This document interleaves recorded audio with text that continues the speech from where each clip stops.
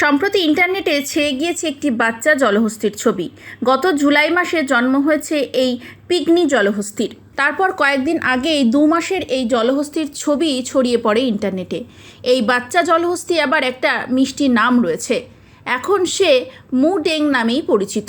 আর তাকে একেবারে দেখার জন্য কাতারে কাতারে লোক ভিড় জমাচ্ছেন থাইল্যান্ডের চোনবুরি প্রদেশের খাংখেউ ওপেন জুতে।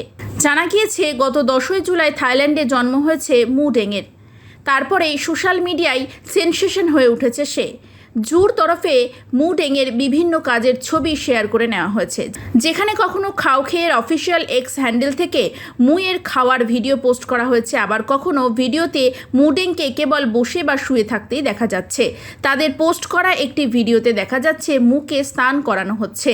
মুয়ের এমন মিষ্টি ছবি সোশ্যাল মিডিয়ায় ছড়িয়ে পড়তেই খাওখেউ ওপেন জুতে গিয়ে ভিড় জমিয়েছে পর্যটকেরা। তার বাসস্থানের সামনে মানুষের ঢল, সকলে মুয়ের ছবি মুঠোবন্দি করতে ব্যস্ত। এদিকে আগস্ট মাসের শেষের দিকেই এই মিষ্টি জলহস্তির নাম আনুষ্ঠানিকভাবে মু ডেং রাখা হয়। এই নাম নির্বাচনের জন্য 20,000 জনের মধ্যে ভোটাভুটিও হয়েছে বলেও জানা যাচ্ছে। থাইতে মু ডেংয়ের মানে দাঁড়ায় বাউন্সি শুকর। বাবা জোনা এবং মা টনির 7ম সন্তান হলো মু ডেং, যা ইতিমধ্যেই সোশ্যাল মিডিয়ায় জনপ্রিয় হয়ে উঠেছে। একাধিক সংবাদ মাধ্যমের রিপোর্ট অনুযায়ী কেবলমাত্র মু ডেংই দেখার জন্য চিড়িয়াখানায় পর্যটকদের সংখ্যা দ্বিগুণ হয়ে গিয়েছে। তবে এর জন্য বেশ কিছু অপ্রীতিকর ঘটনাও ঘটেছে বলে জানা যাচ্ছে। মুয়ের দৃষ্টি আকর্ষণ করার জন্য তার দিকে অনেকেই জল ছুঁড়েছেন, কেউ আবার খাবার ছুঁড়ে দিচ্ছেন।